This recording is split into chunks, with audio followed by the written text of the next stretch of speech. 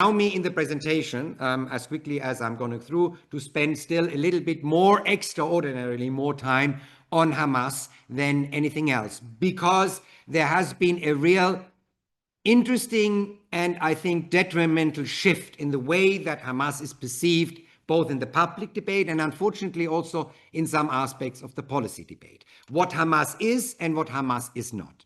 Now, it is legally clear Hamas is on the EU terror list, that there is a clear decision that this is terrorism. But Hamas also from the outset had very deep anti-Semitic roots. Initially, primarily argued on religious grounds. And you can see here Article 7 of the Hamas Covenant of 1988, which really does make a religious argument. It quotes there's a lively debate whether this is a hadith or is not an hadith in Islamic scholars. I'm not an Islamic scholar, so I'm not going to chime in, but that's the quote from Article 7. The day of judgment will not come until Muslims fight the Jews. Then the Jew will hide behind stones and trees. The stones and trees will say, "O Muslims, O Abdullah, there's a Jew behind me, come and kill him." This was prominently displayed also in the typeset of the Covenant of Hamas in 1988. So clear anti-Semitism. Many would argue that this was mitigated by the political statement in 2017. Now, clearly, there were some shifts. It is really, however, important to see that the political statement of 2017, which provisionally, for the time being, accepted the existence of the State of Israel, did not replace the covenant. Hamas never said that this statement is voiding the covenant and everything that is in the covenant. It was simply a statement that it gave at that time. So it's not equal in the Hamas literature to the covenant. The covenant still stands at the founding document, never been revised. But even if you would say that this political statement ameliorated to a certain extent the enmity of Hamas against the State of Israel, and it also did not include that statement again about hatred and fighting Jews worldwide, on October 7th, the then now deceased head of Hamas, Ismail Haniyeh, made a lengthy statement broadcasted in full by Al Jazeera, in which he said, we now call for resistance in all of the territories occupied by in 1948. So it takes back this temporary recognition of the existence of State of Israel and now goes back to the beginning, i.e. the founding of the State of Israel in 1948. All of the territories need to be liberated. And he also said the battle is not only of the Palestinian people or of that of Gaza, it concerns the entire land of Palestine, Al-Quds and Al-Aqsa. It is the battle of the entire Arab Muslim community. This is why I call on all the children of this community, wherever they may be in the world, to join in this battle, each in his own way, without delay or turning away. Now, this is the 7th of October, where the Israeli security and defense forces were not anywhere near the Gaza Strip because they were still trying to get control over the kibbutzim, over the roads, over the inhabitants, or in the territories that were the State of Israel in 1948 and being attacked at that day by Hamas and other groups out of the Gaza Strip. So there was no need to now call for an all-out war against Israel because of the situation in Gaza. So very clearly, the leadership of Hamas immediately shifted to a calling for an all-out war, including outside Israel, worldwide. Now, while the anti-Semitism in 1988 was primarily religiously argued, over time, Hamas, in particular then after October 7th, realized that there is a broader community to address. And it distributed its propaganda in a very intricate communications network that really all of the social media platforms whose name you're familiar with have a part that is either directly Hamas or Hamas related, where propaganda gets pumped out. It, of course, called and its affiliated organizations, both in Europe and in the United States, co-organized marches, conferences, webinars, several of which were banned here in Germany. But it also, and that is key to understand, has the full control over all imagery coming out of the Gaza Strip. Of course, there are independent journalists working in Gaza that are not members of Hamas. However, because they are still under the control of Hamas, if they are not working with the IDF, the Israeli Defense Force at this point, no images leave the Gaza Strip that Hamas have not improved. Hence, they are trying to also get control over the narrative within the international news media, who has a need, of course, for imagery coming out of Gaza. It also issued this key document, Our Narrative, Operation Al-Aqsa. So this trend where Hamas shifted from a religiously argued anti-Semitism towards a more, in inverted commas, modern anti-Semitism, arguing that it's not fighting the Jews, it is fighting Zionists, however, still calling for the destruction of the land of Israel.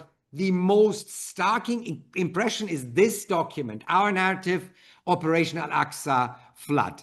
That document, produced by Hamas, put out in English, is clearly geared towards a Western audience, in particular a Western academic audience. It justifies purely this act of pogrom-like terror against Israel and Israeli civilians on October 7 in clear anti-colonial language. It talks about a colonial struggle. It talks about Zionism being colonialism. It does, as a fig leaf, distinguish between Jews and Zionism, but it still demarcates the destruction of Israel as its primary goal, i.e. it comes back to an anti-Semitic narrative in the goals that is present. So it adjusts the language to make its narrative more palpable to Western audience by not being clearly religiously motivated and argued anti-Semitism into what Pat called this more modern anti-Zionist anti-Semitism, or what we call in Germany Israel-related anti-Semitism.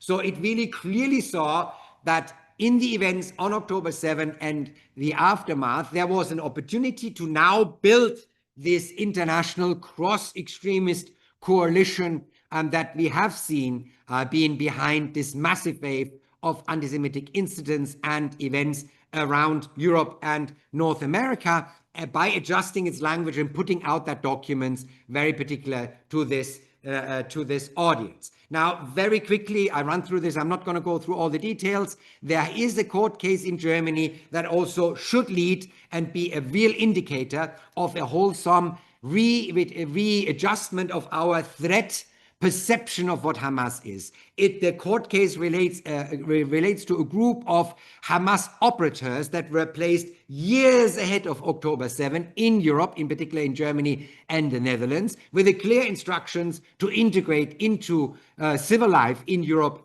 in particular Germany and the Netherlands, by obtaining, this is all public court documents, by obtaining European Union citizenship to stabilize their residency status and wait for instructions, not to communicate with Hamas directly, only communicate during personal visits in Beirut. Now, this group of operatives was instructed already in early 2023, April, May 2023, to go and dig up an arms depot at arms depots both in Poland and Bulgaria, which were organized by another yet unknown group of operatives to prepare terror attacks on a couple of targets. So what you would expect, an American military installation, but also the Israeli embassy in Berlin, but also the Tempelhofer Feld, which is a big event area in the center of Berlin, a former airport, which has nothing to do with Israel or American military,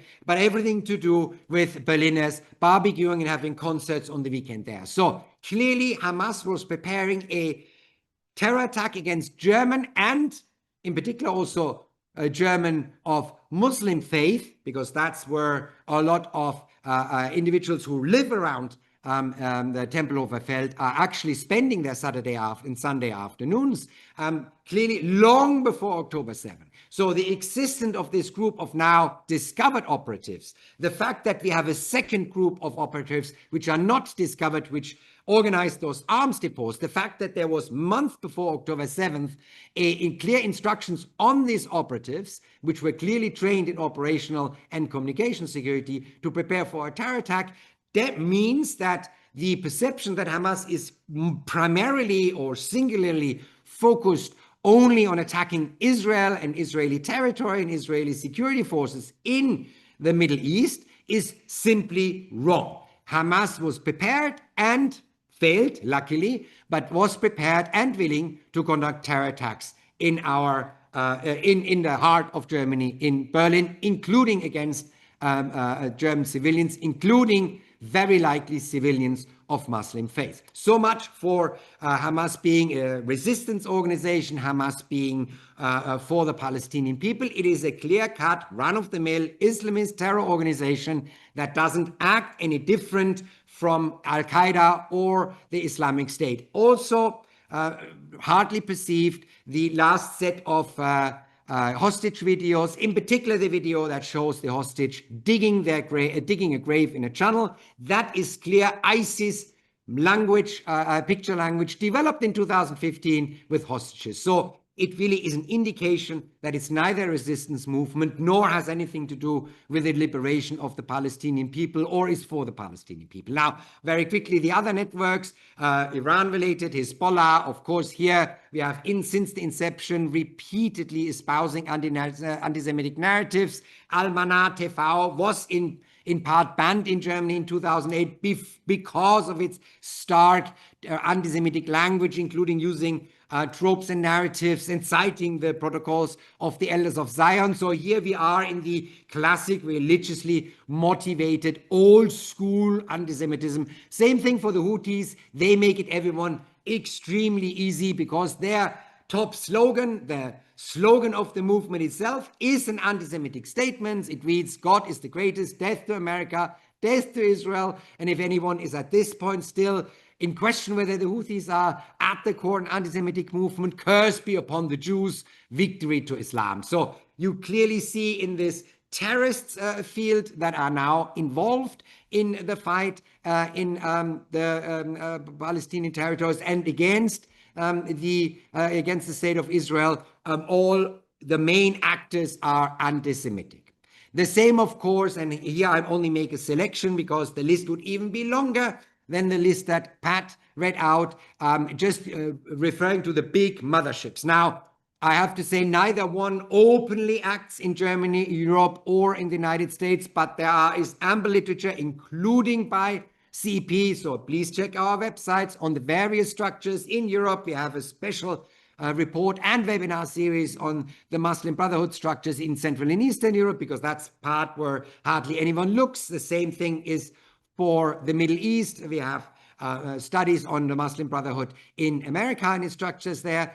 Just to make sure there's been ample evidence and references from the key writers, including Said Qutb, that argues about Jewish world demonstration, that here again we have a classic anti-Semitic worldview that the organization espouses, despite it not really being concentrated in the last few years on Palestine. The same goes for the already mentioned Hizb ut-Tahrir. That's why this co-organization together with the NPD, Neue Heimat, now in its new name in Germany, was so seamless at one point.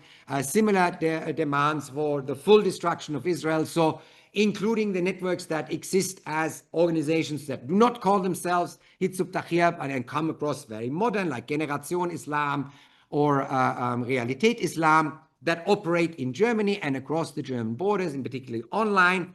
These are deeply anti-Semitic movements because they have an ideology that is based on religiously organized anti-Semitism. Now, all of these organizations and many others in the Islamic terrorist and Islamist spectrum, I have not found any organization who has not seen October 7 as an opportunity to misuse. The conflict since October 7 has been steadfastly and repeatedly and very deliberately used for propaganda, recruitment, incitement, but also for financial purposes from every single Islamist, terrorist and extremist organization that has been on any list on any European or North American government, including organizations where the very ideology would be contradicting to a Palestinian state. My most favorite and clearest example, of course, is the Islamic State. Its ideology calls for a caliphate. Its ideology says a caliphate has to be established. Its ideology says every Muslim who doesn't swear allegiance to the caliph of the Islamic State is a non-believer, is a heretic, a takfir, and therefore needs to be put to death. Now, that ideology is diametrically opposed to any Palestinian national statehood, because within a global caliphate, there cannot be a Palestinian statehood. Nevertheless, multiple channels of IS, of course, refer to the situation in Gaza, to the plight of the Palestinians, to the resistance, what they call against the state of Israel and the IDF, for propaganda purposes. So, while their heart has not been pleading for the Palestinians over the last 30 years, from Al-Qaeda to the Muslim Brotherhood to Hezbollah to Hizb ut-Tahrir, all of them see this as a recruitment possibility and see the ongoing conflict as an opportunity to increase their followership and thereby also increase their financial gains. So this is really important to understand, that there is no ideological closeness to a Palestinian statehood, although it's claimed in the ideology. This is a Trittbrettfahrer, as we would say in Germany, attempt to use the conflict. All right, so now I will resume my